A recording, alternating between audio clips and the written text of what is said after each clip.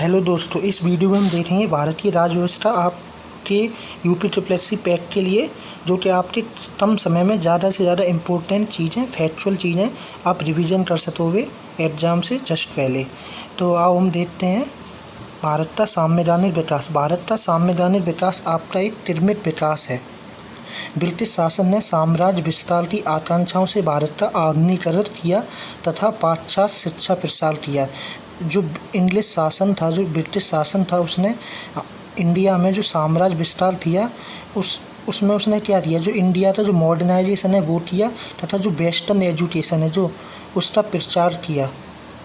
English ही तो हमारे यहाँ लाए थे, अंग्रेजी तो लाए थे। आपका जो मॉडर्नाइजेशन आया है इंडिया में और जो वेस्टर्न एजुकेशन आई है वो सारे इंग्लिश लोग लाए थे। और सेकंड पॉइंट है इसमें, इसी क्रम में भारतीयों ने विकास एवं स्वतंत्रता एक ब्रिटिश सरकार से विभिन्न राजनीतिक सुधारों की मांग की। इन मांगों के फलस्वरूप ब्रिटिश सरकार द्वारा विभिन्न प्रकार के अधिनियम पारित किए गए। जो जिस टाइम अंग्रेज हमारे इंडिया पे राज कर रहे थे, उसी टाइम हमारे जो नेशनलिस्ट लीडर थे, जो स्वतंत्रता के जो आंदोलन के जो लीडर थे, उन्होंने मांग की थी कि हमको ये सुधार चाहिए, ये सुधार चाहिए। और ब्रिटिशर उस टाइम पे धीरे धीरे सुधार लाए भी थे आपके, जैसे पिट्स इंडिया एक्ट है आपका 1784 में है, और उससे पहले भी आपके रेगुलेटन एक्ट आए हैं। उसके बाद आपका गवर्नमेंट ऑफ इंडिया एक्ट आया है 1909। उसके बाद आपका 1919 में भी आया है।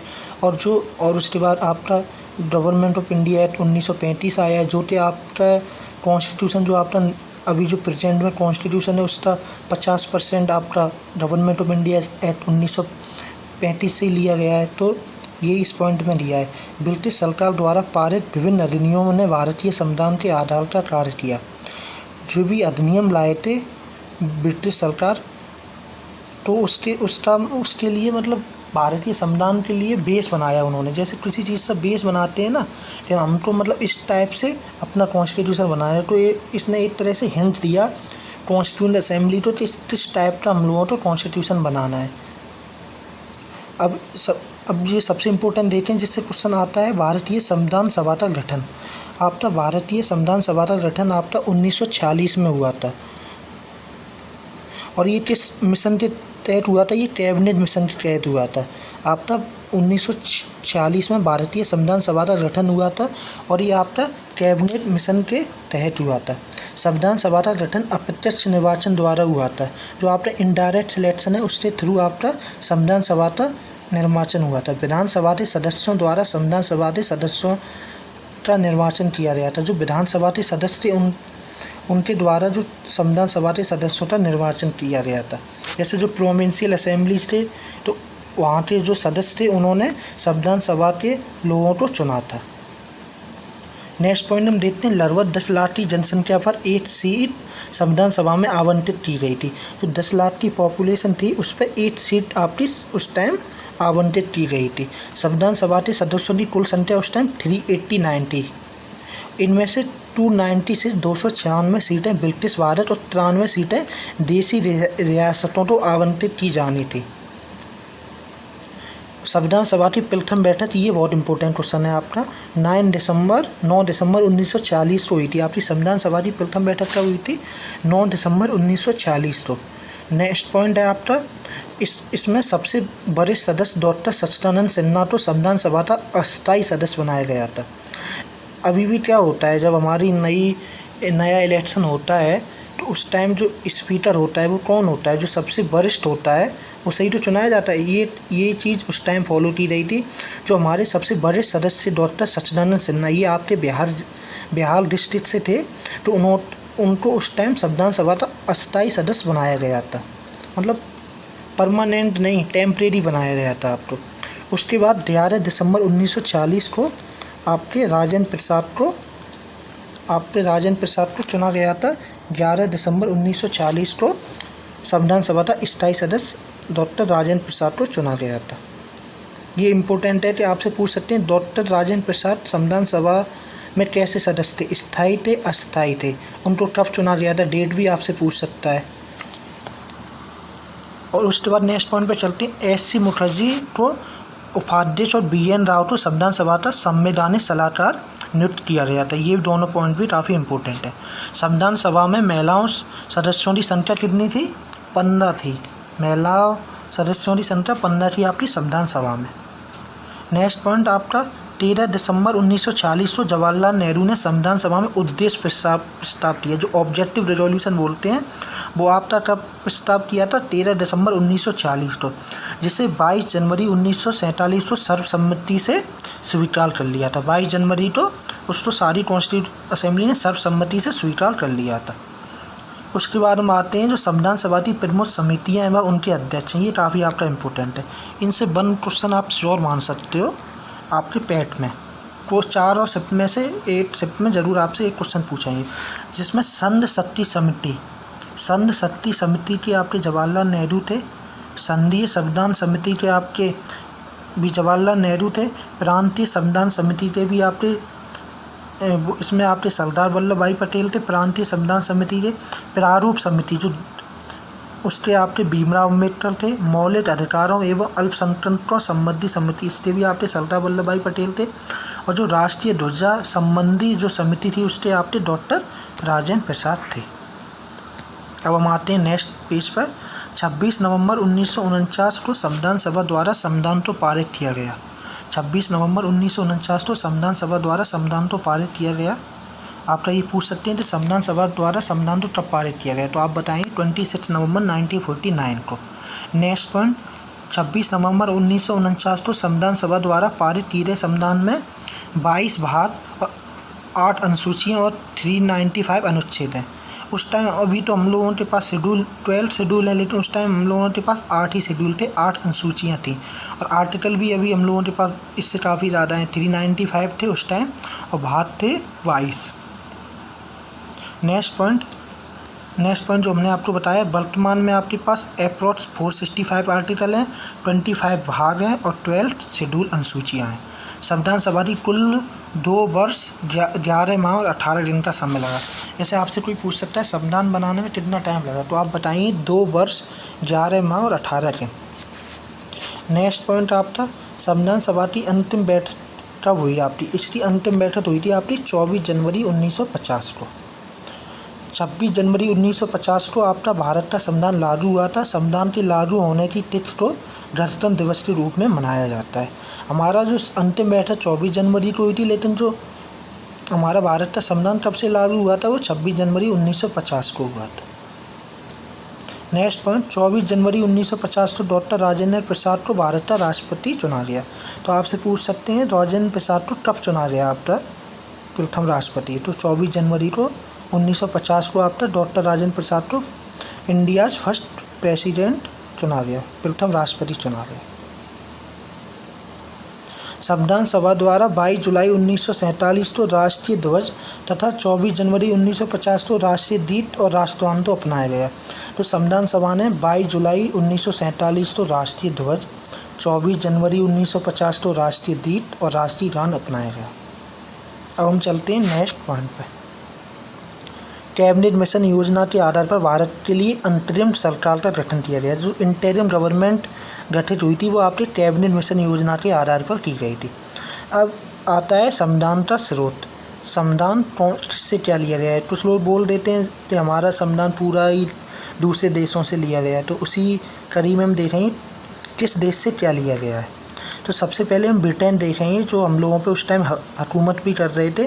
तो ब्रिटेन से हम लोगों ने लिया संसदीय शासन प्रणाली, एकल नागरिकता सिंगल सिटीजनशिप एवं विधि का शासन, ये आपका ब्रिटेन से लिया है।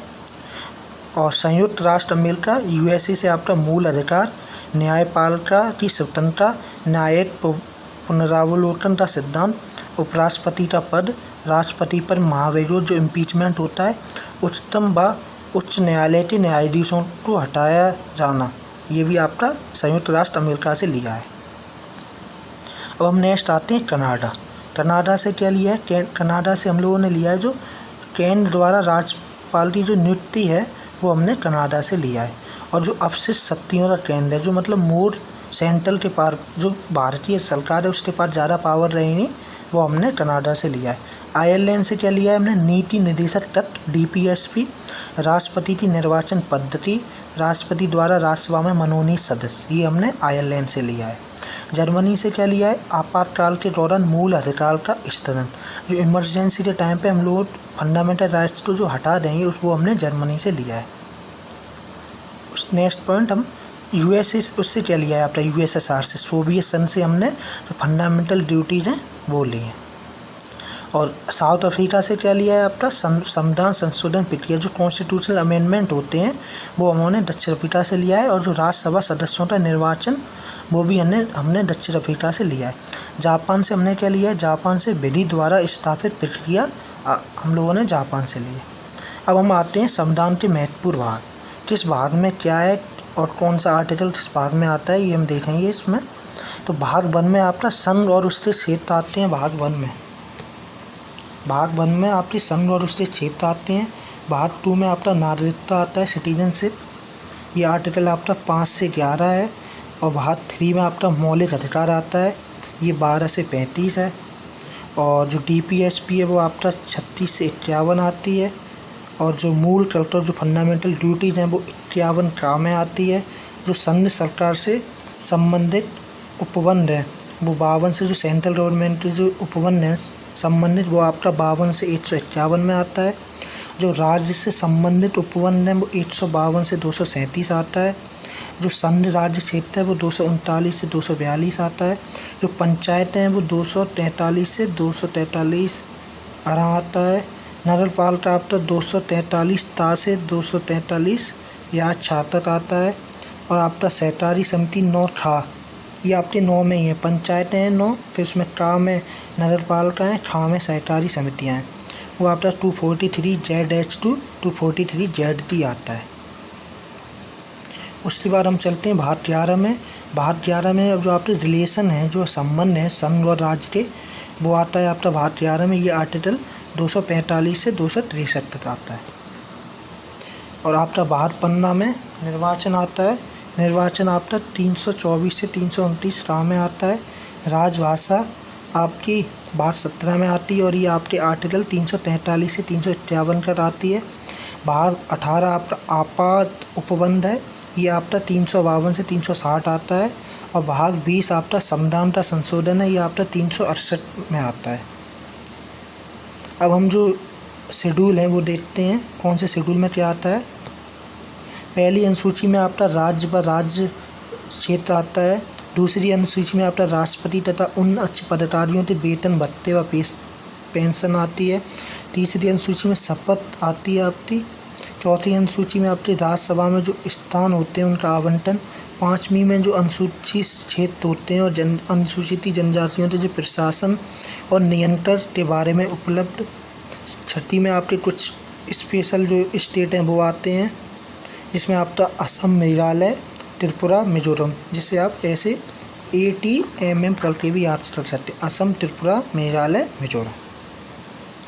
सातवीं अनुसूची में आपका आता है संघ सूची, राज्य सूची व संबंधित सूची। आठवीं में आपकी भाषाएं आती हैं। नौवीं में आपकी कुछ अधिनियम और विनियमों का विधि मानकीकरण आता है। 10वीं में आपका जो दल परिवर्तन कानून होता है, एंटी डिफेक्शन लॉ, वो आता है। 11वीं में आपकी पंचायत आती है। 12वीं आपकी नगरपालिका आती है। तो ये हमने जो इम्पोर्टेंट चीज़ें ऊपर देख ली। अब हम नेक्स्ट पे आते हैं भारत संविधान की प्रस्तावना। तो प्रस्तावना में हम लोगों को कुछ चीज़ें याद करनी है जो एग्जाम में पूछ सकता है। फर्स्ट ऑफ ऑल तो हमको याद करना है कि संविधान की जो प्रस्तावना है वो कॉन्स्टिट्यूशन का पार्ट है या नहीं। उसके बाद हमें जो इसमें अमेंडमेंट हुए हैं वो देखना है। तो हम देखते हैं संविधान की प्रस्तावना। हम भारत के लोग, ये आपकी जो पूरी है, भारत को एक संपूर्ण प्रभुत्व संपन्न समाजवादी पंथ निरपेक्ष लोकतंत्रात्मक गणराज्य बनाने के लिए तथा उसके समस्त नागरिकों को सामाजिक, आर्थिक, राजनीतिक न्याय, विचार, अभिव्यक्ति, विश्वास, धर्म और उपासना की स्वतंत्रता, प्रतिष्ठा और अवसर की समता प्राप्त करने के लिए तथा उन सब में व्यक्ति धर्म और राष्ट्र की एकता और अखंडता सुनिश्चित करने वाली बंधुआ को बढ़ाने के लिए दृढ़ संकल्प होकर अपनी संविधान सभा में आज तारीख 26 नवंबर 1949 को ये मतलब 26 नवंबर को हम लोगों ने एडॉप्ट किया है, ये वही दिया है। भारतीय संविधान की प्रस्तावना को संविधान का आत्मा कहा जाता है। अब तक प्रस्तावना का मत एक बार हम संशोधित किया है, वो 42 में अमेंडमेंट से किया है। तो किस अमेंडमेंट से किया है? 42 में। अब हम आते हैं भारतीय संघ और उसके राज्य क्षेत्र। तो इसमें हम आते हैं जो हम लोगों ने पढ़ा है भारतीय संघ और उसके राज क्षेत्र में क्या इंडियन गवर्नमेंट जो है उसका क्या क्या काम है, क्या क्या इम्पोर्टेंट आर्टिकल है, वो हम सारा कुछ देखेंगे इसमें। भारतीय संविधान के भाग 1 के अंतर्गत अनुच्छेद 1 से 4 तक भारतीय संघ एवं उसके राज्य क्षेत्रों का उल्लेख किया जाता है। जो 1 से 4 तक है ना, वो आपका जो भारतीय संघ एवं इसके राज्य क्षेत्रों का जो उल्लेख किया गया है, भारत को राज्यों का संघ यूनियन ऑफ स्टेट घोषित किया गया है। वर्तमान में भारत में 28 राज्य व 8 संघ शासित प्रदेश हैं। वर्तमान में हम लोगों के देश में कितने राज्य हैं? 28 और कितने यूनियन टेरिटरी हैं? 8। फर्स्ट आर्टिकल में क्या आता है? फर्स्ट आर्टिकल में आता है India that is Bharat. First article में इंडिया जो भारत है उसका नाम आता है क्या है? इंडिया भारत है। इंग्लिश में आप इंडिया बोलेंगे, हिंदी में आप भारत। तथा राज्य क्षेत्र का उल्लेख किया गया है। सेकंड पॉइंट है आपका भारत संघ के राज्यों के पुनर्गठन के लिए राज्य पुनर्गठन आयोग की स्थापना वर्ष 1953 में की गई थी। इसके अध्यक्ष फजल अली थे।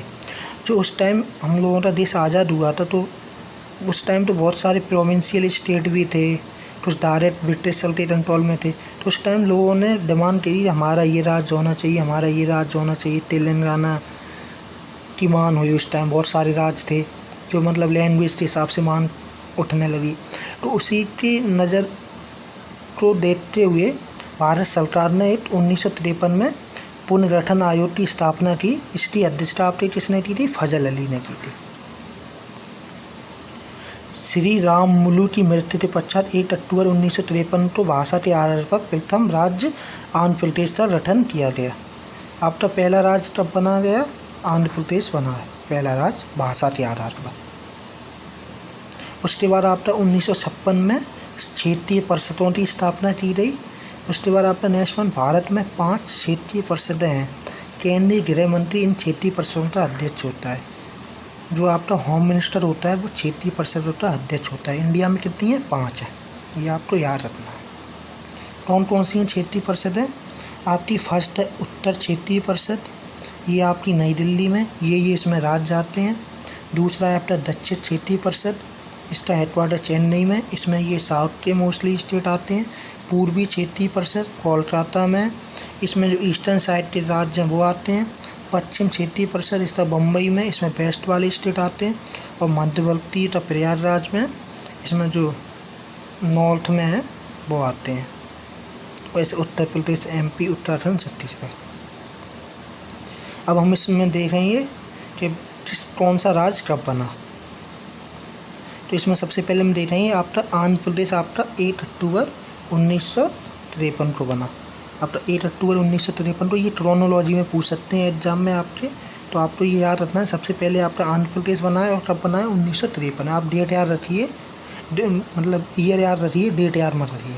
गुजरात, महाराष्ट्र उसके बाद बना 1960 में, नागालैंड 1963 में, हरियाणा 1966 में, हिमाचल प्रदेश 1973 में सॉरी, मणिपुर, मेघालय, त्रिपुरा आपका 1972 में, सिक्किम आपका 1975 में, मिजोरम, अरुणाचल प्रदेश आपका 1987 में, और आपका गोवा भी 1987 में बना है। छत्तीसगढ़, उत्तराखंड, झारखंड आपका 2000 में बना है। इसमें क्रोनोलॉजी पूछें तो सबसे पहले छत्तीसगढ़, उसके बाद उत्तराखंड, उसके बाद झारखंड, और सबसे रिसेंट में कौन सा बना है? तेलंगाना बना है। भारतीय संविधान के अनुच्छेद 370 के तहत जम्मू कश्मीर को विशेष राज्य का दर्जा प्राप्त था, लेकिन अब उसे 2019 में मोदी गवर्नमेंट ने हटा दिया। 6 अगस्त 2019 को राष्ट्रपति द्वारा जो बताया वही है ये आपका। इसमें 2 जम्मू कश्मीर को 2 उस यूनियन टेरिटरी में डिवाइड कर दिया, आपका जम्मू कश्मीर एवं लद्दाख। लद्दाख में आपके 2 जिले हैं, कारगिल तथा लेह, और क्षेत्र आपका जम्मू कश्मीर में शामिल है। नेक्स्ट न्यूज़ आपका 26 जनवरी 2020 से 2 केंद्र शासित प्रदेशों दादरा एवं नगर हवेली का दमन एवं दीव का विलय करके, मतलब जो दादरा एंड नगर हवेली और दमन एंड दीव को मिला दिया और उसे दादरा और नगर हवेली तथा दमन एवं दीव बना दिया। इसकी राजधानी क्या है? दमन। अब हम देखते हैं सिटीजनशिप। आपका नागरिकता किस आर्टिकल से किस में आता है? ये आपका 5 से 11 में आता है। ये संविधान के भाग 2 में है। और हमारे यहाँ कैसा है, सिंगल सिटीजनशिप है। यूएसए में नहीं है, यूएसए में डबल सिटीजनशिप है, लेकिन हमारे यहाँ सिंगल एकल सिटीजनशिप है। अब हम देखते हैं फंडामेंटल राइट्स। आपका फंडामेंटल राइट्स आपका आर्टिकल 12 से 35 तक आते हैं। इसे मैग्ना कार्टा भी कहा जाता है भारत का। इसमें 7 मौलिक अधिकार हैं और संपत्ति के मूल अधिकार को 44 में जो संविधान संशोधन हुआ था उससे हटा दिया गया था। अब वर्तमान में हम लोगों के पास 6 मौलिक अधिकार प्रदान किए गए हैं। वो इस प्रकार है, हम देखते हैं। इसमें मेन देखना है आपको, ज़्यादा डिटेल में नहीं पूछेंगे पैट में। तो आपका आर्टिकल 14 आपका विविधता समझ समानता है। आर्टिकल 15 आपका धर्म, मूल वंश, जाति, लिंग या जन्म के आधार पर आपका भेदभाव को रोकना है। 16 में आपका जो लोक नियोजन के विषय में अवसर की समानता है। 17 में आपका जो अस्पृश्यता है, जो अनटचेबिलिटी है, उसका अंत है। आर्टिकल 18 में आपका उपाधियों का अंत है, जो पहले टाइटल होते थे राजा महाराजा, तो वो उनका सारा अंत है। और फिर हम आते हैं स्वतंत्रता का अधिकार। इसी में पार्ट 2 है, ये 19 से 22 तक है। आर्टिकल 19 में हम लोगों को कुछ फ्रीडम मिली हुई है, ये 6 प्रकार की हैं। 19 एक काम है आपको बात और अभिव्यक्त की स्वतंत्रता बोलने की है और आप अपने आप को एक्सप्रेस करने की आ जाती है। ठा में आपको शांतिपूर्ण बिना हथियारों के सम्मेलन की स्वतंत्रता है। गा में आपको संघ या समिति बनाने की स्वतंत्रता है। आपका नेक्स्ट आपका भारत के राज्य क्षेत्र में बिना भारत घूमने की स्वतंत्रता है। फिर आपका भारत के राज्य क्षेत्र के किसी भी भाग में निवास करने बस जाने की स्वतंत्रता है। लास्ट आपका जीविका चलाने के लिए कोई भी व्यवसाय उपजीविका व्यापार करने की स्वतंत्रता है। तो आपको बस इसमें ये याद रखना है, ये पॉइंट दे दिए जाएंगे। तो इसमें पूछ सकते हैं आर्टिकल 19 में आता है, 20 में आता है, तो ये आपको याद करने हैं सारे। आर्टिकल 20 में आपको जो अपराधों के लिए जो दोष सिद्ध के संबंध में संरक्षण है वो है। इसमें इसके अंतर्गत 3 प्रकार की स्वतंत्रता का वर्णन है। इसमें देखते हैं हम, किसी व्यक्ति को अपराध के लिए दोषी तभी माना जाएगा जब वह किसी प्रवृत्ति विधि उस समय लागू का अतिक्रमण करेगा। सेकंड, किसी व्यक्ति को एक ही अपराध के लिए एक बार से अधिक दंड नहीं दिया जाएगा। तीसरा आपका, किसी व्यक्ति को स्वयं के विरुद्ध दवाई देने के लिए बाध्य नहीं किया जाएगा। ये आपके 3 जो इसमें पॉइंट हैं ये आर्टिकल 20 में आते हैं। अनुच्छेद 20 में, अनुच्छेद 21 में आपका जो प्रहार एवं दहेज स्वतंत्रता का संरक्षण है। इसमें किसी व्यक्ति को विधि द्वारा स्थापित प्रक्रिया के अतिरिक्त उसके प्रहार एवं दहेज स्वतंत्रता के अधिकार से वंचित नहीं किया जाएगा। ये आपका 21 का है। इसमें आपका जो ऐड किया गया था ये 86 अमेंडमेंट से आपका जो शिक्षा का अधिकार है, 6 से 14 वर्ष की आयु के जो सभी बच्चे हैं उनको निःशुल्क एवं कंपलसरी है। आर्टिकल 22 में आपको कुछ दशाओं में गिरफ्तारी और निर्दोष से संरक्षण, मतलब कुछ कंडीशन है उसमें आपकी गिरफ्तारी को संरक्षण मिलेगा, कोई आपको गिरफ्तार नहीं कर सकता। पहला पॉइंट, उसे गिरफ्तारी के कारणों से अवगत करवाया जाएगा। सेकंड, उसे 24 घंटे के अंदर मजिस्ट्रेट के समक्ष पेश किया जाएगा। इसमें जो टाइम ट्रेवलिंग में है वो नहीं जोड़ा जाएगा, उसे हटा के। तीसरा पॉइंट है, उसे अपने विधि व्यवसायी वकील से परामर्श करने तथा बचाव करने का अधिकार होगा। ये 3 पॉइंट हैं आपके। फिर हम आते हैं आर्टिकल 23 और 24 में। 23 आपका जो मानव के दुर्व्यवहार और बलात्कार श्रम को प्रतिबंधित किया गया है। 24 में आपको जो कारखाना में जो बच्चे करते हैं 14 वर्ष से कम आए, उन बच्चों को काम नहीं कर पाए वो उनके नियोजन का प्रतिषेध किया गया है। 25 से 28 आपकी धर्म की स्वतंत्रता का अधिकार है। ऐसे 25 आपका अंतकरण की और धर्म के आवाज रूप से मानने, आचरण और प्रचार करने की स्वतंत्रता प्रदान दी गई है। 26 में आपका तहत धार्मिक कार्यों के प्रबंध की स्वतंत्रता भी प्रदान की गई है। 27 में आपका किसी विशेष धर्म की जो टैक्स है उसकी छूट दी गई है। 28 में आपके जो शिक्षा संस्थान है उसमें धार्मिक शिक्षा या धार्मिक उपासना में उपस्थिति होने के बारे में स्वतंत्रता प्रदान दी गई है। ये आपका 28 में। 29-30 पे आपका संस्कृति और शिक्षा संबंधी अधिकार है। ये आपका 29 में अल्पसंख्यक वर्गों के हितों का संरक्षण सुरक्षा संबंधी अधिकार उल्लेख है। और आर्टिकल 30 के तहत शिक्षा संस्थाओं की स्थापना और प्रशासन करने का अल्पसंख्यक वर्गों को अधिकार प्रदान किया गया है। ये आपके फंडामेंटल राइट्स हैं। और ये सबसे इम्पोर्टेंट आर्टिकल 32 है। इसमें आपको संवैधानिक उपचारों का अधिकार दिया है। मौलिक अधिकारों को प्रवृत्ति कराने हुए संविधान के अनुच्छेद 32 के तहत सर्वोच्च न्यायालय को 5 तरह की रिट दी गई हैं। इसको सोल बोला जाता है इंडियन फंडामेंटल राइट का और इंडियन कॉन्स्टिट्यूशन का भी। अगर ये आर्टिकल नहीं होगा तो हम अपने जो फंडामेंटल राइट की सुरक्षा भी नहीं कर पाएंगे। तो इसमें 5 तरह की रिट होती हैं: habeas corpus, mandamus, prohibition, सेरिटोरी, क्वाय warrant. Article 32 को संविधान की आत्मा बोला है डॉक्टर BR अम्बेडकर ने। और राष्ट्रीय आपातकाल में आपके आर्टिकल 20 और 21 को छोड़कर सारे आर्टिकल आपके निलंबित हो जाते हैं। तो ये इम्पोर्टेंट पॉइंट है एग्जाम की दृष्टि से। आर्टिकल 20 और 21 को छोड़कर सारे आर्टिकल आपके निरस्त हो जाएंगे, निलंबित हो जाएंगे। अब हम देखेंगे नेक्स्ट राज्य नीति निर्देशक तत्व जो DPSP है वो हम देखेंगे। इसमें भाग 4 में आती है आपकी, और ये अनुच्छेद 36 से 51 तक आती है आपकी। राज्य की जितने भी नीति निर्देशक तत्व हैं वो आते हैं। ये आपके आयरलैंड के संविधान से लिए गए हैं। इन्हें लागू करना राज्य की सुविधा पर निर्भर करता है। ये मैंडेटरी नहीं है, लीगल नहीं है। जैसे फंडामेंटल राइट लागू नहीं किए तो हम लोग कोर्ट जा सकते हैं, इसके लिए कोर्ट नहीं जा सकते। ये राज्य पर डिपेंड है, ये सरकार पर डिपेंड है वो इसे लागू करना चाहती है या नहीं। नेक्स्ट, इन्हें न्यायालय द्वारा वही जो हमने बताया है वही है ये। अब आते हैं आर्टिकल 38 पे। अनुच्छेद 38 के तहत व्यवस्था है कि राज्य लोक कल्याण की अभिवृद्धि के लिए सामाजिक व्यवस्था बनाएगा, आर्टिकल 38 में। अब नेक्स्ट आर्टिकल 39 का में के तहत सामान्य न्याय और निःशुल्क विधिक सहायता की व्यवस्था की गई है। जो हम लोगों को जो लीगल है, हम लोगों को कोई केस लड़ना है, कोई गरीब है उसको केस लड़ना है, उसके पास रुपये नहीं है, तो सरकार उसको वकील फ्री ऑफ कॉस्ट कराएगी, उपलब्ध कराएगी। वरना गरीब को न्याय मिल ही नहीं पाएगा। अमीरी लोग अच्छे वकील करके हर केस जीत जाएंगे, इसलिए ये DPSP में लाया गया है। उसके बाद आपका है आर्टिकल 40। अनुच्छेद 40 के तहत ग्राम पंचायतों के गठन का प्रावधान किया गया है। 41 में आपका काम, शिक्षा और लोक सहायता के अधिकार का प्रावधान। 42 में आपके जो काम की न्याय संगति और मानवोचित दशाओं तथा प्रसूति सहायता का उपबंध किया गया है। 43 के तहत आपके कर्मकारों के निर्वाह, मजदूरी आदि का प्रावधान किया गया है। 43 काम में आपका उद्योग है जो के प्रबंध में कर्मकारों का भाग लेना वर्जित है। नेक्स्ट हम चलते हैं आर्टिकल 44 पे। इसमें जो यूनिफॉर्म सिविल कोड है उसका प्रावधान किया गया है।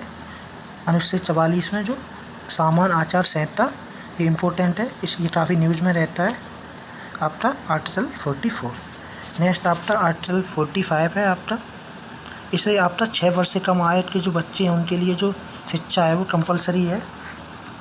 46 में आपकी जो अनुसूचित जात है, अनुसूचित जनजात है, वह अन्य दुर्बल वर्गों की शिक्षा और अर्थ संबंधी हितों की अभिवृद्धि का वर्णन है, आर्टिकल 40 में। आर्टिकल 47 में तहत पोषाहार स्तर और जीवन की स्थिति को ऊंचा करने तथा लोक स्वास्थ्य में सुधार करने के राज्यों के कर्तव्यों का उल्लेख है आपका आर्टिकल 47 में। आर्टिकल 48 में आपका कृषि एवं पशुपालन के संरक्षण से संबंधित प्रावधान किए गए हैं। और आपका अनुच्छेद 48 का में पर्यावरण का संरक्षण तथा संवर्धन और एवं वन जीवों की रक्षा का प्रावधान है। अनुच्छेद 49 के तहत राष्ट्रीय महत्व के स्मारकों, स्थानों और वस्तुओं का संरक्षण का प्रावधान है। और आपके आर्टिकल 50 में जो कार्यपालिका एवं न्यायपालिका का जो सेपरेशन है वो आपका आर्टिकल 50 में दिया है। और आर्टिकल 51 में जो अंतर्राष्ट्रीय शांति और सुरक्षा की अभिवृद्धि संबंधी प्रावधान दिए गए। इंटरनेशनल पीस एवं सिक्योरिटी आपकी, हम लोगों को इंटरनेशनल पीस एंड सिक्योरिटी में जोर देना चाहिए, वो आर्टिकल 51 में दिया गया। अब हम आते हैं फंडामेंटल ड्यूटीज़ पे, आपके मौलिक कर्तव्य का। ये हमने कहाँ से लिया है, हमने आपको बताया था स्टार्टिंग में वीडियो में, ये हमने लिया है रसिया से, उस टाइम पे USSR से। आपका ये प्रावधान भाग 4 का में आता है। ये 51 का आर्टिकल में दिया है। ये 42वें संविधान संशोधन से ये लाया गया था आपका। इसे किस समिति की सिफारिशों से लाया गया है, ये स्वयंसेवी समिति की सिफारिशों से लाया गया है। ये हमने बता ही दिया, सोवियत संघ के संविधान से प्रेरित है। ये आपकी फंडामेंटल ड्यूटीज़ हैं, ये आप लोग गो थ्रू हो सकते हैं, पूछ लेते हैं एग्जाम में इनमें से कौन सी फंडामेंटल ड्यूटीज़ नहीं है या है। तो आपका 51 का ये आपकी फंडामेंटल ड्यूटीज़ हैं, हम पढ़ देते हैं एक बार। 51 का मूल कर्तव्य भारतीय पिटे नागरिकता है कर्तव्य होगा। ये मतलब ये स्टेट मानता है कि सभी नागरिकों को ये ड्यूटी माननी चाहिए।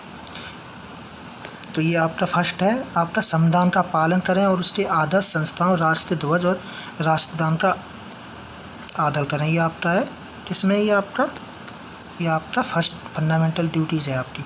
सेकंड आपकी है, स्वतंत्रता के लिए हमारे राष्ट्रीय आंदोलन को प्रेरित करने वाले उस आदर्शों को हृदय में संजोए रखें और उनका पालन करें।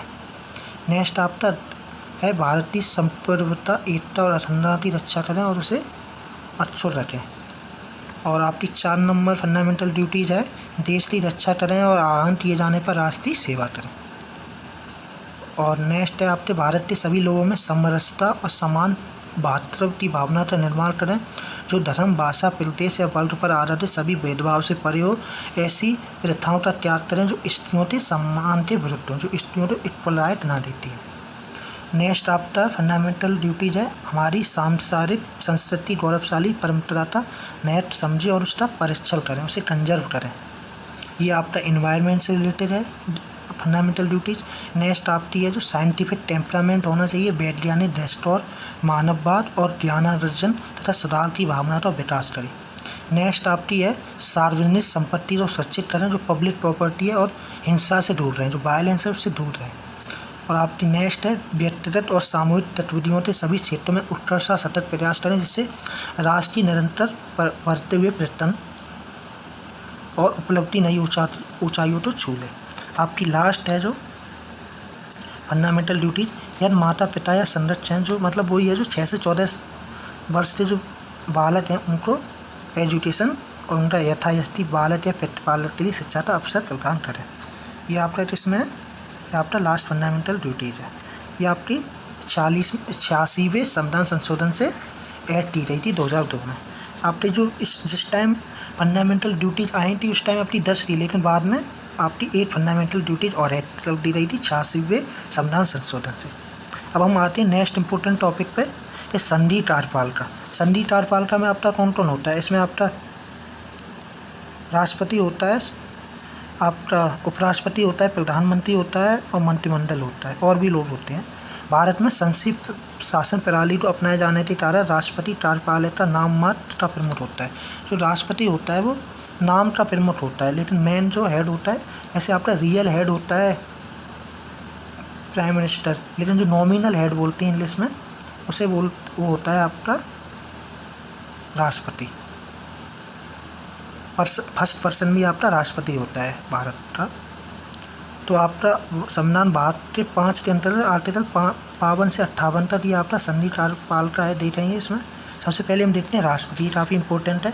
तो राष्ट्रपति आपका अनुच्छेद 52 में से स्टार्ट होता है। अनुच्छेद 52 में दिया है कि आपका भारत का राष्ट्रपति, भारत का एक राष्ट्रपति होगा। हमारा एक ही राष्ट्रपति तो है, ऐसा तो नहीं कि हम 2 राष्ट्रपति बना लेते, आपका आर्टिकल 52 में दिया है। राष्ट्रपति देश का प्रथम नागरिक होता है, ये भी है। 53 में आपका दिया है कि संधि कार्यपालिका सत्ती राष्ट्रपति में ही निहित होती है और वह इसका प्रयोग स्वयं तथा अपने अधीनस्थ अधिकारियों के द्वारा करता है। जो संधि कार्यपालिका है उसकी जो सारी शक्ति है वो राष्ट्रपति में ही होती हैं और इसका प्रयोग स्वयं एवं अपने अधीनस्थ अधिकारियों द्वारा करता है। जो मेन हेड उसका राष्ट्रपति होता है और वो अपनी जो पावर है उनको एक्सरसाइज के थ्रू चलता है, जो ऑफिसर होते हैं ऑल इंडिया सर्विसेज के, उनके थ्रू।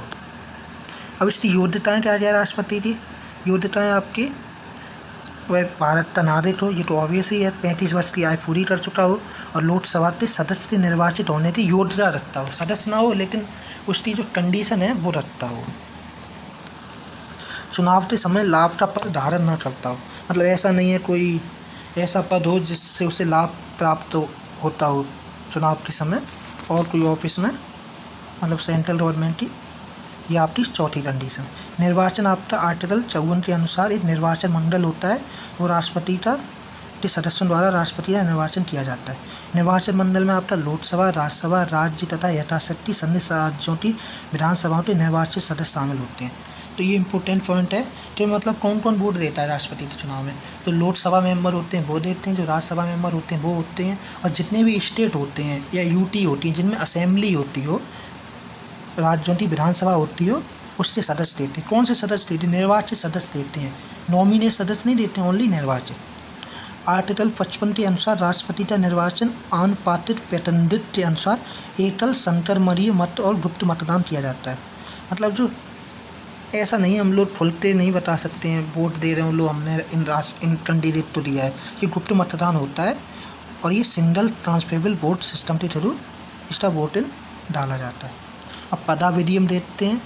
पदाविधि उसका जो टेन्योर होता है वो 5 वर्ष का होता है, लेकिन वो कार्यकाल की समाप्ति के बाद भी अपने उत्तराधिकारी के आने तक वह पद पर बना रहता है। जब तक नेक्स्ट राष्ट्रपति नहीं चुना जाएगा जब तक वह अपने पद पर बना रहेगा। अब हम देखते हैं राष्ट्रपति उपराष्ट्रपति को संबोधित अपने हस्ताक्षर सहित लेख द्वारा अपना पद त्याग सकता है। मतलब राष्ट्रपति किसको अपना इस्तीफा देगा? उपराष्ट्रपति को संबोधित या अपने हस्ताक्षर सहित दे सकता है त्याग। शपथ आपके आर्टिकल 60 के अनुसार होती है और कौन शपथ करवाता है? आपका सर्वोच्च न्यायालय का जो मुख्य न्यायाधीश होता है उसकी अनुपस्थिति में सर्वोच्च न्यायालय के वरिष्ठतम न्यायाधीश तथा राष्ट्रपति को पद एवं गोपनीयता की शपथ दिलाई जाती है। तो आपको इसमें एक लाइन याद रखनी है, राष्ट्रपति को कौन वो दिलाता है? सर्वोच्च न्यायालय का मुख्य न्यायाधीश आपको राष्ट्रपति को शपथ दिलाता है। वेतन उसका 5 लाख रुपये राष्ट्रपति का। और जो महाभियोग है वो किस आर्टिकल के थ्रू लाया जाता है? ये आर्टिकल 61 के थ्रू लाया जाता है। ये काफ़ी इंपॉर्टेंट है। डॉक्टर राजेंद्र प्रसाद लगातार दूसरी बार राष्ट्रपति निर्वाचन होने वाले प्रथम राष्ट्रपति थे। लगातार 2 बार कौन बनाया है? डॉक्टर राजेंद्र प्रसाद। उसके बाद कोई भी नहीं राष्ट्रपति बना। ये आप देख सकते हैं कार्यकाल राजेंद्र प्रसाद से स्टार्ट होके ये रामनाथ कोविंद तक, और अभी हम लोगों की द्रौपदी मुर्मू जी चुनी नहीं। ये आप देख सकते हैं कौन कौन से राष्ट्रपति हम लोगों के हुए हैं। अभी तक 14 राष्ट्रपति हो चुके हैं और जो अभी हैं वो 15वें नंबर के राष्ट्रपति हैं। नेक्स्ट पॉइंट, बीवी गिरी के निर्वाचन के समय 2 बार मतगणना हुई थी। ये भी इम्पोर्टेंट पॉइंट है। नीलम संजीव रेड्डी भारत की निर्विरोध चुने जाने वाले एकमात्र राष्ट्रपति हैं। ये पूछ सकते हैं कि इनमें से कौन से राष्ट्रपति आपके निर्विरोध चुने रहे थे। 4 ऑप्शन दे देंगे तो आपको क्या आंसर राइट मानना है? नीलम संजीव रेड्डी। भारत की प्रथम महिला राष्ट्रपति प्रतिभा देवी सिंह पाटिल, मतलब फर्स्ट वुमेन जो प्राइम मिनिस्टर हैं वो प्रतिभा देवी सिंह है। उसके बाद अपनी कौन अभी महिला आई हैं? द्रौपदी मुर्मू जी, जो कि आपकी कौन है? जो एसटी हैं। अब वो किस उससे आती हैं? ट्राइब से, संथाल ट्राइब से आती हैं। अब हम देखते हैं राष्ट्रपति की क्या क्या पावर हैं। इसमें हम विधायी शक्तियाँ देखेंगे। विधायी शक्तियों में संसद के सत्र को बुलाने, सत्तावसन करने तथा लोकसभा को भंग करने संबंधी अधिकार, प्रत्येक नए चुनाव के बाद तथा प्रत्येक वर्ष संसद के प्रथम अधिवेशन को संबोधित करने का अधिकार आपका किसको है? राष्ट्रपति को। उसके बाद आपके जो संसद द्वारा जो पारित विधेयक आता है उसको भी आपका कौन अनुमोदित करता है? राष्ट्रपति। और जितने भी जो आपके राज्यसभा में मनोनीत किए जाते हैं सदस्य जो डिफरेंट एरिया से आते हैं वो भी आपका राष्ट्रपति उनको मनोनीत करता है आर्टिकल 80 में। अब अध्यादेश की क्या शक्तियाँ होती हैं राष्ट्रपति के बाद? ये अनुच्छेद 123 में आता है मतलब आपका 6 सप्ताह ऐसे मान लो आपका ऑर्डिनेंस ले आया, उसे 6 सप्ताह के भीतर संसद जब शुरू हुआ उसे अनुमोदित होना आवश्यक है। वो दोनों ही पालियाँ उससे आपकी लोकसभा और राज्यसभा से पास होना अनिवार्य है। और ये जो 6 माह तक प्रभावी रहता है, तो ऑर्डिनेंस आपका 6 माह तक प्रभावी रहता है। आपकी समाधान की शक्ति आर्टिकल 72 में आती है। इसमें आपकी क्षमा करने, दंड कम करने, दंड के परिहार व विराम को का न्यायिक अधिकार प्राप्त है। अब हम आते हैं आपातकालीन शक्तियाँ में। आपकी 3 तरह की आपातकालीन होती हैं: राष्ट्रीय आपात, राष्ट्रपति शासन और वित्तीय आपात। ये आपके 352 में राष्ट्रपति आपात आता है, 356 में राष्ट्रपति शासन आता है और वित्तीय आपका 360 में आता है। और ये इंडिया में फर्स्ट टाइम राष्ट्रीय आपातकाल 1962 में लगा था, भारत और चीन के युद्ध के टाइम पे। उसके बाद आपका भारत पाकिस्तान के युद्ध के टाइम पे लगा था। तीसरा आपकी जो इंदिरा गांधी ने लगाई थी 1975 में। परामर्श की शक्ति आपकी आर्टिकल 143 में आती है, जो सर्वोच्च न्यायालय से परामर्श ले सकते हैं जो राष्ट्रपति, वो आपका 143 में आ सकता है। लेकिन जो आपका सर्वोच्च न्यायालय वो बाध्य नहीं है तो उसे परामर्श देना ही है। उपराष्ट्रपति अब आपका नेक्स्ट इंपॉर्टेंट टॉपिक। उपराष्ट्रपति आपका आर्टिकल 63 में आता है। भारत में एक ही उपराष्ट्रपति होता है। आर्टिकल 66 के अनुसार उपराष्ट्रपति देखो आपका राष्ट्रपति को कौन चुनता है? देश की दोनों संसद और जितनी भी राज्य की विधानसभा हैं वो, और यूनियन टेरिटरी हैं लेकिन उसमें विधानसभा होनी चाहिए, वो लोग लेकिन कौन से लोग नॉमिनेट हुए नहीं, जो इलेक्ट हुए हैं, जो डायरेक्ट जनता से चुने हुए हैं। लेकिन इसमें उपराष्ट्रपति में आपका क्या होता है, उपराष्ट्रपति में आपके जो स्टेट जो राज्य होते हैं उनकी विधानसभा का रोल नहीं होता है, ओनली आपके जो लोकसभा और राज्यसभा है वो लोग चुनते हैं। इसमें मनोनीत जो सदस्य होते हैं उनको भी उनके द्वारा भी चुना जाता है। तो ये आपके दोनों चीज़ों में डिफरेंस आना चाहिए। ये हमारे जो भारत के उपराष्ट्रपति हैं, फर्स्ट हमारे उपराष्ट्रपति डॉक्टर एस राधाकृष्णन थे, और अभी हमारे जो वेंकैया नायडू थे, लेकिन वो अब हट रहे हैं। आप लोग कमेंट बॉक्स में बताइए कि अभी हम लोगों के कौन है उपराष्ट्रपति, और वो इससे पहले किस स्टेट के गवर्नर थे। योग्यताएँ आपकी सेम है, लेकिन इसमें आपका 35 वर्ष है, लेकिन उसमें राज्यसभा की योग्यताएँ होनी चाहिए प्रेसिडेंट को। इसमें राज्यसभा की बनने की योग्यता रखना अनिवार्य है, और किसी लाभप्रद पद पर ना हो। संसद के अनुसार उपराष्ट्र मतलब 5 वर्ष होती है इसका टेन्योर। उपराष्ट्रपति राज्यसभा का प्रधान सभापति होता है, परंतु वह राज्यसभा का सदस्य नहीं होता है। जो प्रधान सभापति कौन होता है राज्यसभा का, उपराष्ट्रपति होता है, लेकिन वो राज्यसभा का सदस्य नहीं होता। ये इंपॉर्टेंट नोट है, ये याद रखना। अब आते हैं प्राइम मिनिस्टर पर। प्राइम मिनिस्टर आपका प्रधानमंत्री एवं मंत्रिपरिषद, prime minister and it's council of minister. तो आर्टिकल 14 के अनुसार राष्ट्रपति की सहायता तो सलाह देने के लिए मंत्रिपरिषद बनाई जाती है। राष्ट्रपति को सलाह देती है। कौन बनाता है मंत्रिपरिषद? प्रधानमंत्री बनाता है। इसका प्रधानमंत्री होगा। नेक्स्ट, प्रधानमंत्री की नियुक्ति राष्ट्रपति करता है, और मंत्रियों की नियुक्ति राष्ट्रपति प्रधानमंत्री की सलाह पर करता है। इम्पोर्टेंट पॉइंट है। मंत्री राष्ट्रपति के प्रसाद पर्यंत अपना पद धारण करते हैं। नेक्स्ट, अनुच्छेद 45(3) के अनुसार मंत्रिपरिषद सामूहिक रूप से लोकसभा के प्रति उत्तरदायी होता है। यदि लोकसभा में मंत्रिपरिषद के खिलाफ अविश्वास पारित होता है तो संपूर्ण मंत्रिमंडल को 4 पद देना पड़ता है। ये जो हमारे देश के first prime minister Jawaharlal Nehru हैं, और उसके बाद हम लोगों के 18वें प्राइम मिनिस्टर नरेंद्र मोदी हैं, जो अभी तक प्रेजेंट है। अन्य महत्वपूर्ण तक देश की पहली महिला प्रधानमंत्री इंदिरा गांधी हैं। इन्हीं में से क्वेश्चन पूछता है कोई भी एग्जाम में हो। मोरारजी देसाई सबसे अधिक उम्र में तथा राजीव गांधी सबसे कम उम्र में प्रधानमंत्री बने थे। आपके अब तक 6 प्रधानमंत्री ऐसे हुए हैं जो प्रधानमंत्री बनने से पूर्व मुख्यमंत्री भी रहे हैं। कौन कौन है आपके? फर्स्ट ऑफ ऑल तो आपके जो प्रेसिडेंट में वो नरेंद्र मोदी किस प्रदेश के मुख्यमंत्री थे? गुजरात के थे। और Morarji Desai, Chaudhary Charan Singh, VP Singh, PV Narasimha Rao, HD Deve Gowda. अब हम आते हैं संसद पार्लियामेंट पे। संविधान के भाग 5 के अंतर्गत अनुच्छेद 79 से 122 तक संसद के गठन, संरचना, प्रक्रिया व सत्याग्रह का वर्णन किया गया है। आपके अनुच्छेद 70 के अनुसार भारतीय संसद राष्ट्रपति, राज्यसभा तथा लोकसभा से मिलकर बनी होती है। संसद द्वारा पारित कोई भी विधेयक, कोई भी लॉ पास हो रहा है तो वो जब तक राष्ट्रपति से उसकी स्वीकृति नहीं हो रही, उसे पास नहीं करिए, तो जब तक वो लॉ नहीं बनेगा। आपकी राज्यसभा में अधिकतम संख्या 250 होती है, लेकिन अभी 238 सदस्य हैं। अभी तो 243 है, लेकिन इसमें से 238 सदस्यों एवं संघ शासकों से अप्रत्यक्ष रूप से निर्वाचित होते हैं, जबकि 12 जो 238 है वो तो इनडायरेक्ट इलेक्शन होता है। ये राज्यसभा का इलेक्शन इनडायरेक्ट होता है। कौन चुनता है? जो विधायक होते हैं हर स्टेट में सीटें होती हैं राज्यसभा की, और उन सीटों का चुनाव होता है, और फिर जो वहाँ की जो विधानसभा है, वहाँ के जो विधायक हैं वो राज्यसभा मेंबर चुनते हैं। लेकिन 238 पे अप्रत्यक्ष रूप से चुना जाता है, लेकिन और 12 राष्ट्रपति आपका मनोनीत करता है आर्टिकल 80 में। ये काफ़ी इंपॉर्टेंट है। ये लास्ट आपका पूछा था लास्ट एग्जाम में, पेट का हुआ था कि इस प्रदेश में कितनी राज्यसभा की संख्या है, तो आप ये एक बार दो थ्रू हो लेना।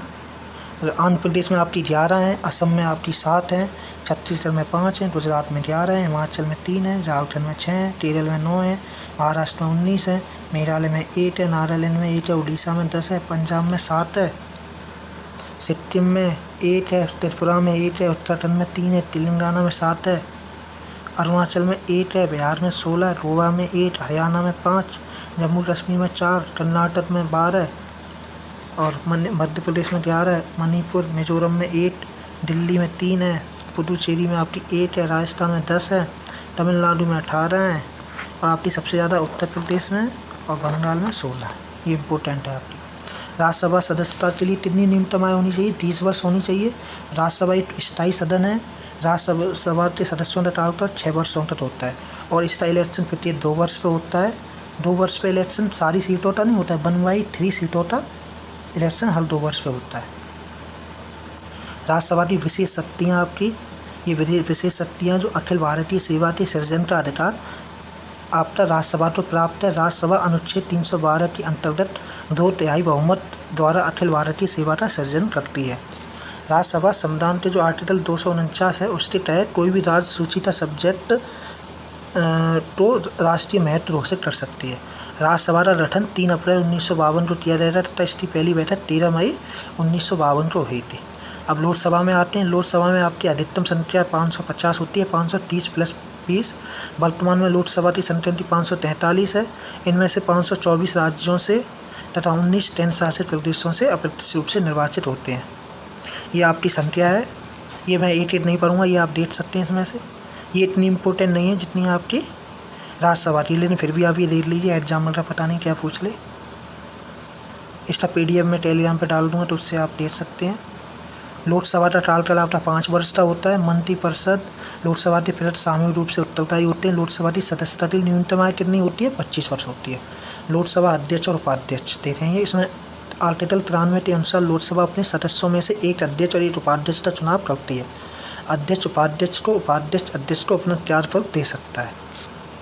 अपना अध्यक्ष उपाध्यक्ष को दे देगा, उपाध्यक्ष अध्यक्ष को, किसी को इस्तीफा देना है तो। अध्यक्ष लोकसभा की कार्रवाई का संचालन करता है। कोई विधेयक धन विधेयक है या नहीं, इसका निर्णय लोकसभा अध्यक्ष करता है। अब इसमें अन्य इम्पोर्टेंट तथ्य देते हैं। आर्टिकल 108 के तहत संसद के दोनों सदनों का संयुक्त अधिवेशन प्रावधान दिया गया है। कौन उसको करता है? राष्ट्रपति करता है। और किसी साधारण विधेयक पर संसद के दोनों सदनों में गतिरोध की स्थिति में संयुक्त अधिवेशन राष्ट्रपति द्वारा बुलाया। साधारण विधेयक, ऐसा नहीं कोई मनी बिल हो या और फाइनेंशियल बिल हो, उस पर नहीं, एकदम नॉर्मल ऑर्डिनरी बिल हो, उस पर बुला सकते हैं आपका जॉइंट सेशन। लोकसभा अध्यक्ष दोनों सदनों के संयुक्त अधिवेशन की अध्यक्षता करता है। बुलाता आपका राष्ट्रपति है, लेकिन अध्यक्षता कौन करता है? लोकसभा का अध्यक्ष। प्रथम लोकसभा अध्यक्ष आपके GV मावलांकर थे तथा उपाध्यक्ष M अनंत सैनम आयंगर थे। पहली महिला लोकसभा आपकी अध्यक्ष मीरा कुमार थे। और नेक्स्ट पॉइंट है आपका जो नवगठित लोकसभा के सबसे वरिष्ठ सदस्य, जो हमने सबसे पहले आपको बताया था, जो वरिष्ठ सदस्य होते हैं उनको पहले चुना जाता है, उन्हें और प्रोटेम स्पीकर बोलते हैं। क्षेत्रफल की दृष्टि से सबसे बड़ा लोकसभा क्षेत्र लद्दाख तथा सबसे छोटा चांदनी चौक दिल्ली है। अब हम आते हैं संसद की वित्तीय समितियाँ। इसमें कितनी वित्तीय समितियाँ होती हैं? फर्स्ट ऑफ ऑल लोक लेखा समिति, इसमें सदस्यों की संख्या 22 होती है। 22 सदस्यों की संख्या होती है और इसमें 15 सदस्य लोकसभा से होते हैं और 7 राज्यसभा से। इस समिति की अध्यक्ष को लोकसभा अध्यक्ष द्वारा नियुक्त किया जाता है। अब सेकंड समिति आपका प्राक्कलन समिति, इसके सदस्यों की संख्या 30 होती है, जो तो सारे लोकसभा से ही आते हैं। ये सबसे बड़ी भी समिति बोली जाती है। अब सार्वजनिक उपक्रम समिति, इसकी 22 होती है, जिनमें से 15 सदस्य लोकसभा से और 7 राज्यसभा से आते हैं। महत्वपूर्ण शब्दावलियाँ, हाँ, इसमें सार्वजनिक में कोई मंत्री समिति का सदस्य नहीं हो सकता है। शून्यकाल आपका जो 12 से 1 के बीच का जो समय होता है दोनों सदनों में, से शून्यकाल बोलते हैं। विनियोग विधेयक क्या होता है? इसके द्वारा ही भारत की संचित निधि से धन निकाला जा सकता है। वित्त विधेयक, ऐसे विधेयक जो राजस्व तथा व्यय से संबंधित होते हैं उसे वित्त विधेयक कहलाते हैं। धन विधेयक आपके जो आर्टिकल 110(1) में आता है और इसे केवल लोकसभा में पेश किया जाता है। अब आपका आता है उच्चतम न्यायालय। उच्चतम न्यायालय आपका भारतीय संविधान के भाग 5 में आर्टिकल 124 से 147 तक दिया गया है। इसमें उच्च न्यायालय की गठन, स्वतंत्रता, न्याय क्षेत्र, क्षत्रिय आदि का उल्लेख है। भारत में एकीकृत न्याय व्यवस्था की स्थापना की गई है, मतलब इंटीग्रेटेड जुडिशरी है हमारे यहाँ। आर्टिकल 124 के तहत उच्चतम न्यायालय की स्थापना का गठन संबंधी प्रावधान है। उच्चतम न्यायालय संशोधन अधिनियम 2019 के द्वारा अन्य न्यायालयों की संख्या 30 से 33 करती रही है। अभी कितने सदस्य हम लोगों के, कितने जज हैं? 33 हैं। इस प्रकार वर्तमान में उच्चतम न्यायालय में 34 हैं टोटल मुख्य न्यायाधीश को मिला के। उच्च न्यायालय होता है जो हाई कोर्ट, सुप्रीम कोर्ट होता है, सॉरी, उसकी कौन नियुक्ति करता है? राष्ट्रपति करता है। इसका जो न्यायाधीश बनने के लिए क्या पदाविधि होती है? उच्चतम न्यायालय का न्यायाधीश बनने के लिए न्यूनतम आयु सीमा निर्धारित नहीं की गई है, लेकिन जो उसकी मैक्सिमम एज है वो 65 वर्ष है। 65 वर्ष के बाद रिटायर होना पड़ता है। पदमुक्ति इसका डिफेक्शन जैसे होता है, इसे हटाना हो तो इसका कम से कम 2/3 बहुमत होना चाहिए दोनों सदनों में, तो आप किसी भी आपके चीफ जस्टिस को हटा सकते हैं या किसी जज को उच्च न्यायालय के। उच्चतम न्यायालय की शक्तियाँ एवं अधिकारिता। प्रारंभिक अधिकारिता भारत सरकार तथा एक या एक से अधिक राज्यों के मध्य उत्पन्न विवादों में, मतलब भारत सरकार या किसी राज्य में आपस में विवाद हो गया है, उसको मध्य कौन करेगा? उसका आपका सुप्रीम कोर्ट करेगा। सेकंड पॉइंट, भारत सरकार और कोई एक राज्य या अनेक राज्यों तथा एक से अधिक अन्य राज्यों के बीच विवादों में भी आपका सुप्रीम कोर्ट मध्यस्थता करता है। 2 या 2 से अधिक राज्यों के बीच ऐसे विवाद जहां वैधानिक अधिकारियों का प्रश्न शामिल है, वहां भी आपका सुप्रीम कोर्ट काम आता है। अपीलीय क्षेत्राधिकार। उच्चतम न्यायालय देश का सबसे बड़ा अपीलीय न्यायालय है। यह निचली अदालतों के फैसलों के खिलाफ सुनवाई कर सकता है। मतलब कोई भी निचली अदालत ने फैसला दे दिया तो आप सुप्रीम कोर्ट में जा सकते हैं और सुप्रीम कोर्ट उस डिसीजन को बदल सकता है। अपीलीय क्षेत्राधिकार ये हमने बता दिया। परामर्शी क्षेत्राधिकार ये हम बता ही चुके हैं। ये आर्टिकल 143 तहत राष्ट्रपति आपका उच्चतम न्यायालय से सलाह ले सकता है। आर्टिकल 137 में क्या होता है? उच्चतम न्यायालय को यह अधिकार प्राप्त है तो वह स्वयं के निर्णयों पर पुनर्विचार कर सकती है। वह स्वयं मतलब निर्णय लिया गया है उस पर भी पुनर्विचार कर सकता है। आपका कौन कर सकता है पुनर्विचार? Supreme court of India. अभिलेख न्यायालय आपका आर्टिकल 129 में आता है।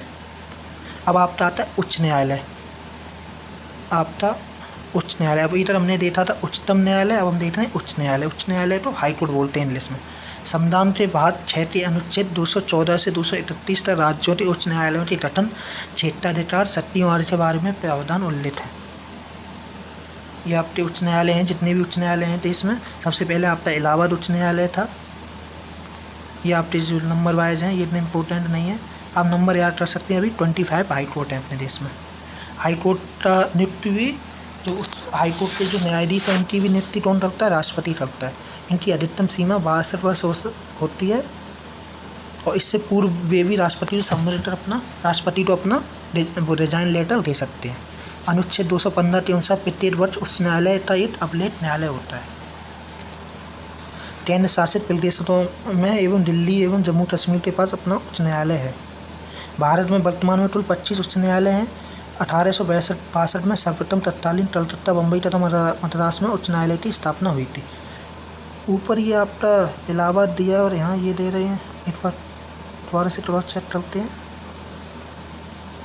नहीं, आपका फर्स्ट उच्च न्यायालय कब गठन हुआ था आपका?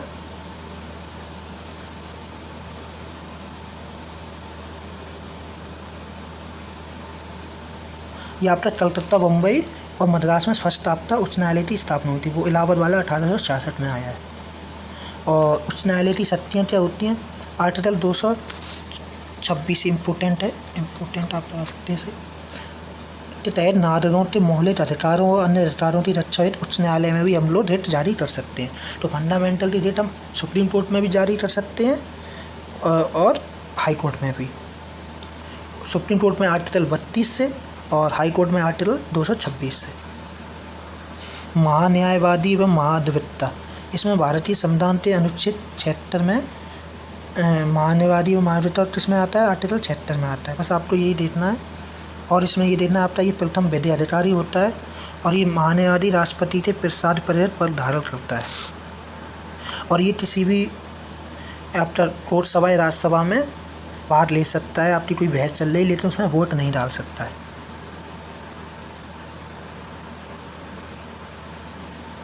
और इसमें आर्टिकल 165 में जो स्टेट में होते हैं एडवोकेट जनरल, उनकी भी व्यवस्था की है। वह राज्य का सर्वोच्च अधिकारी होता है। अब जो नियंत्रक एवं महालेखा परीक्षक, ये आपका आर्टिकल 148 में आता है। इसकी भी नियुक्ति आपकी राष्ट्रपति करता है। इसका 6 वर्ष का कार्यकाल होता है। इसकी 65 वर्ष की आयु प्राप्त कर लेता है तो वह अवकाश निकल कर लेता है।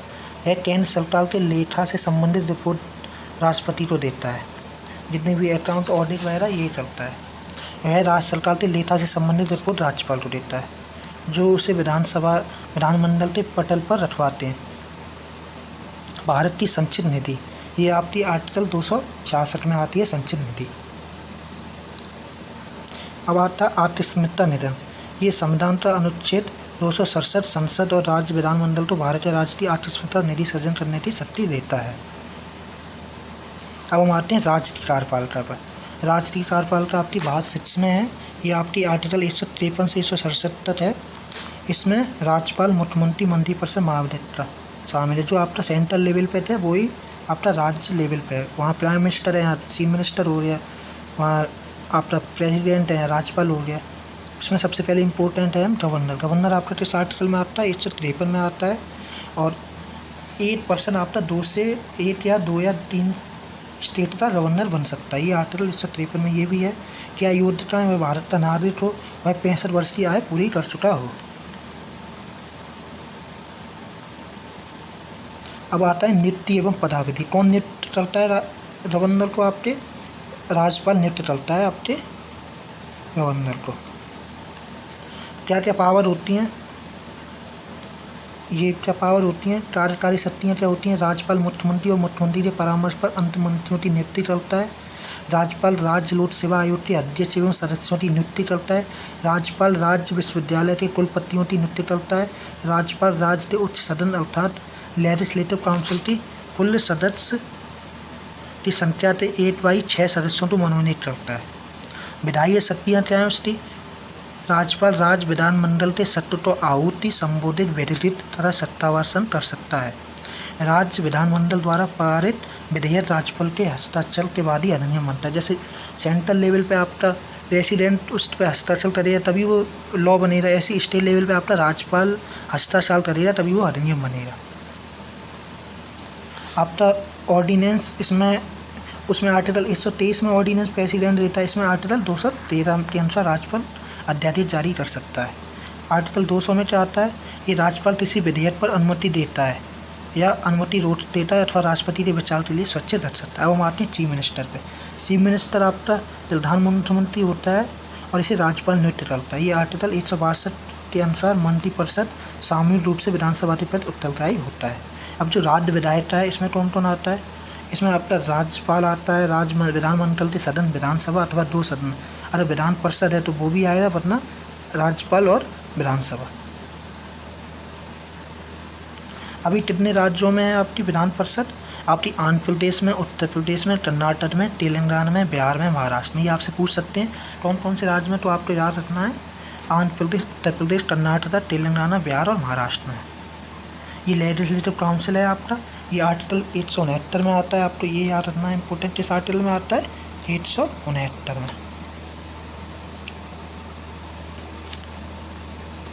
नेक्स्ट पॉइंट है आपका विधान परिषद विधानमंडल का, जो जैसे सेंट्रल लेवल पे आपका राज्यसभा हो गई या हाई उच्च सदन, और यहाँ स्टेट लेवल पे आपका विधान परिषद उच्च सदन कहलाता है। और विधान परिषद में 40 से कम संख्या नहीं होनी चाहिए, इतना तो होना ही चाहिए। और यह जो विधानसभा के नंबर है उसका 1/3। इसका न्यूनतम बनने के लिए कितनी एज होनी चाहिए? 30 वर्ष होनी चाहिए। विधान परिषद एक स्थायी सदन है, परमानेंट तो है, तभी बनना नहीं हो सकता है, परंतु इसका उत्पादन समाप्त किया जा सकता है। इसका समाप्त किया जा सकता है अगर स्टेट चाहे तो इसको समाप्त कर सकता है। इसका चुनाव मतलब इसका कार्यकाल तो 6 वर्ष का होता है, लेकिन चुनाव इसका हर 2 वर्ष पे होता है। जैसा सेंट्रल लेवल पे राज्यसभा के लिए, वैसा ही इसमें है। अब लेजिस्लेटिव असेंबली में आते हैं, विधानसभा में। ये आर्टिकल 170 में आती है। इसका कार्यकाल 5 वर्ष का होता है। नेक्स्ट पॉइंट, विशेष स्थिति में राज्यपाल विधानसभा तो 5 वर्ष पूर्व ही ग्रहण कर सकता है। अगर कोई स्थिति आ गई, मान लो राष्ट्रपति शासन लगा दिया या कुछ विधायकों ने समर्थन वापस ले लिया, तो 5 वर्ष से पहले भी इसको समाप्त कर सकते हैं। विधानसभा सदस्य निर्वाचित होने के लिए न्यूनतम आयु कितनी सदस्य होती है? 25 होती है। और विधान परिषद में कितनी थी? 30 वर्ष थी। और राज्यसभा में कितनी थी? 35 वर्ष थी। विधानसभा सदस्यों का चुनाव वयस्क मताधिकार द्वारा प्रत्यक्ष रूप से किया जाता है। प्रत्येक राज्य विधानसभा अधिकतम 500 तथा न्यूनतम 7 सदस्य होते हैं। अभी सबसे ज़्यादा कौन सी विधानसभा में है सदस्य? उत्तर प्रदेश में। और सबसे कम आई थिंक सिक्किम में है। आप क्रॉस चेक कर सकते हैं, वैसे सिक्किम में सबसे कम है, सबसे ज़्यादा आपके किसमें है? सबसे ज़्यादा आपके उत्तर प्रदेश में है, 406। हाँ, ये आपका लिखा हुआ है सबसे कम सिक्किम में, लेकिन 40 नहीं है, वो आपके 32 है। आप यहाँ करेक्ट कर सकते हो। ये भारत के राष्ट्रीय चिन्ह है, ये हम देखेंगे। सारनाथ आपका अशोक स्तंभ है, ये राष्ट्रीय प्रतीक के रूप में अपनाया गया था। सत्यमेव जयते देवनागरी लिपि में लिखा गया है, इसे मुंडा उपनिषद से लिया गया। ये काफ़ी इंपॉर्टेंट क्वेश्चन है, ये बहुत पूछा जाता है आपके एग्जाम में। तो सत्यमेव जयते किस उपनिषद से लिया है? ये मुंडा उपनिषद से लिया गया है।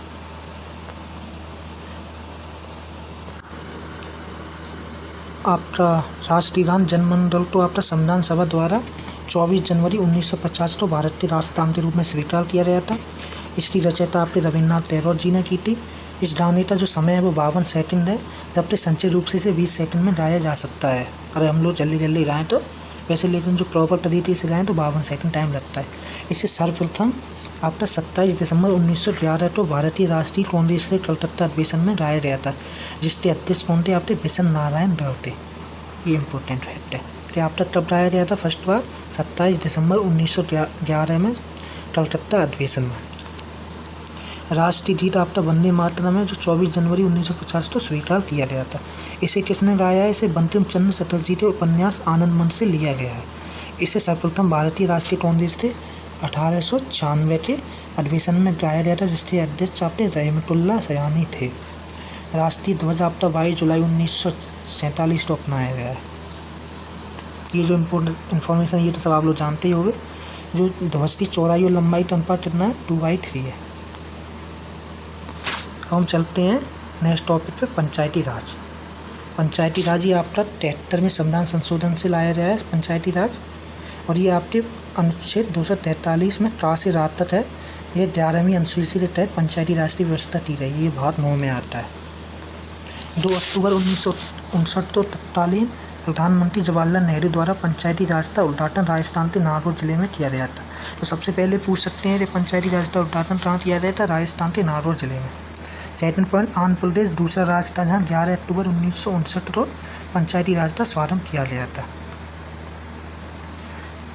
73वें संविधान संशोधन अधिनियम द्वारा पंचायती राज के त्रिस्तरीय ढांचे, ग्राम स्तर पर ग्राम पंचायत, खंड स्तर पर पंचायती समिति तथा जिला स्तर पर जिला परिषद के गठन की व्यवस्था की गई है। मतलब 3 टायर सिस्टम है हम लोगों का। ग्राम स्तर पर ग्राम पंचायत, खंड स्तर पर पंचायती समिति और जिला स्तर पर जिला परिषद है। ये कमेटियाँ हैं जो कौन कौन सी इंपॉर्टेंट कमेटियाँ बनाई गई थी पंचायती राज को जो अभी है उसको फाइनलाइज करने के लिए। बलवंत राय मेहता कमेटी 1957, अशोक मेहता समिति 1977, GV के राय समिति 1985 और LM सिंघवी कमेटी 1986 और जो PT टुन्नल कमेटी है 1988। ये 1 क्वेश्चन श्योर है आपका।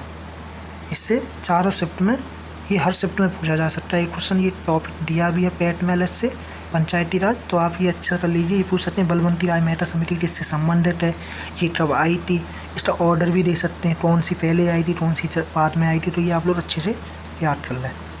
महिलाओं के लिए आपका 1/3 रिजर्वेशन है। पंचायत और कार्यकाल आपको जैसा पता है 5 साल का होता है, और अगर भंग हो जाए तो 6 माह के अंदर चुनाव करवाना इसका अनिवार्य है। और 11वीं सूची में कितने विषय होते हैं? 29 विषय होते हैं। अब हम आते हैं नगरपालिका पर। नगरपालिका आपका 74वें संविधान संशोधन के द्वारा लाया गया है। ये बात 9 में है। ये आपका 243 ता से 243 या 66 12वीं अनुसूची को जोड़ा गया है। हम देखते हैं नेक्स्ट पॉइंट। इसमें नगरपालिकाओं से संबंधित प्रावधान किए गए हैं। नगरपालिका मुख्यतः 3 प्रकार की है: नगर पंचायत, नगर पालिका परिषद और नगर निगम। नगरपालिकाओं में महिलाओं के लिए 1/3 स्थान आरक्षित है। नगरपालिकाओं का कार्यकाल कितना होता है? 5 वर्ष का होता है। सर्वप्रथम वो 1688 में मद्रास में नगर निगम की स्थापना की गई थी। अब हम आते हैं UPSC। आपका UPSC किस आर्टिकल में आता है? आपका 315 में आता है। इसमें जो लोक सेवा आयोग, संघ राज्यों के लोक सेवा आयोग की व्यवस्था की गई है। इसका अध्यक्ष कौन होता है? इसका लोकसभा संयुक्त आयोग के अध्यक्ष तथा सदस्यों की नियुक्ति राष्ट्रपति द्वारा की जाती है। इसका मतलब जो सदस्य है ये कॉन्स्टिट्यूशनल बॉडीज है ना, तो इसलिए इसे संवैधानिक बॉडी है, तो इसका राष्ट्रपति द्वारा नियुक्ति की जाती है।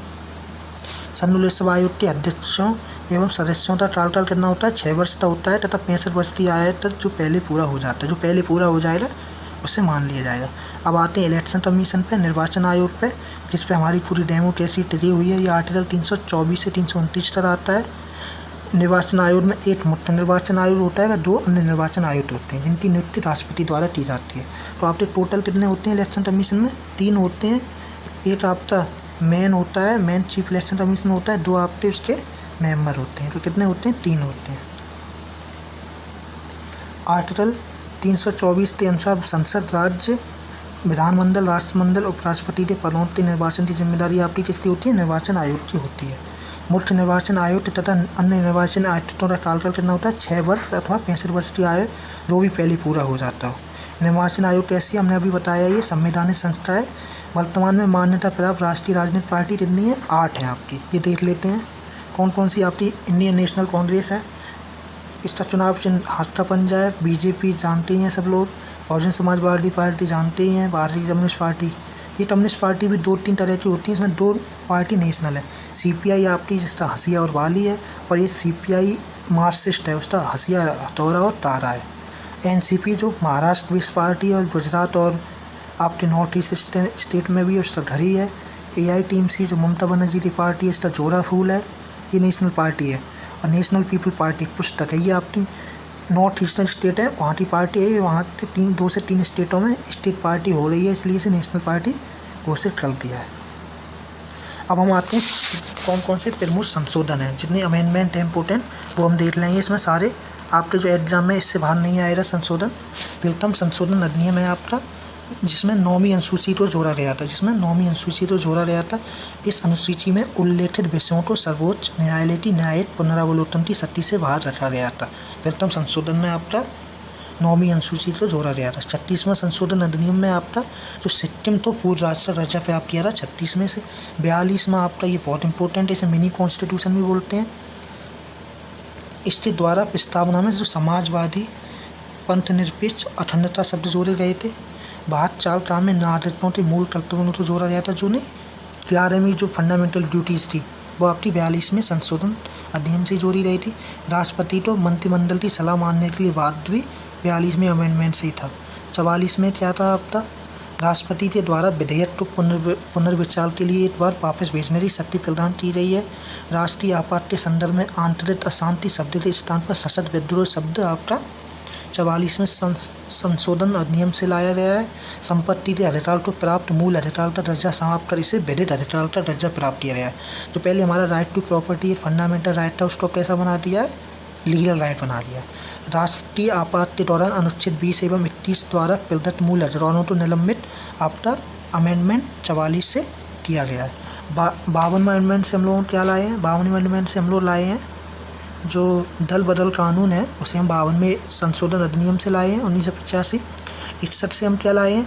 61 से जो ये राजीव गांधी लेके आए थे, जो उम्र है हमारी, जो पहले हम लोग 21 साल से पहले वोट नहीं दे सकते थे, अब वो 18 वर्ष किया गया था 61 में आपके संशोधन अधिनियम से। लास्ट आपका है, अभी लास्ट नहीं, अभी और भी हैं, 69वां संशोधन अधिनियम आपका।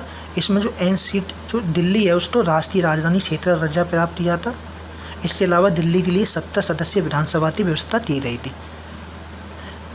इससे पहले ये सेंट्रली डायरेक्ट इसको रेगुलेट करता था, लेकिन 1991 से इसमें एक विधानसभा लाई गई और इसको जो पूरा क्षेत्र है उसको NCR घोषित कर दिया गया, जिसको हम नेशनल कैपिटल रीजन बोलते हैं। 73वें संशोधन से हम लोग पंचायती राज लाए थे। 74 में से हम जो म्यूनसिपैलिटीज़ हैं जो वो लाए हैं। 86 से हम जो मूल अधिकार था, जो प्रारंभिक शिक्षा था, वो लाए हैं। 91 से हम लोग मंत्रिपरिषद के आकार को सीमित किया जाए, मतलब जितने नंबर है ना टोटल, उनका 15% से ज़्यादा नहीं हो सकते मंत्रिपरिषद। ये नहीं हर कोई मंत्री बनना है 50%, ऐसा नहीं हो सकता। ये आपके 91 संशोधन अधिनियम से इस पर लिमिट लगा दी थी। 97 से आपका जो सहकारी समिति बनाने का अधिकार अनुच्छेद 19 के तहत मौलिक अधिकार बना दिया था। 101 ये बहुत इंपॉर्टेंट है। चारों में से कोई ना कोई शिफ्ट में ये ज़रूर पूछेंगे।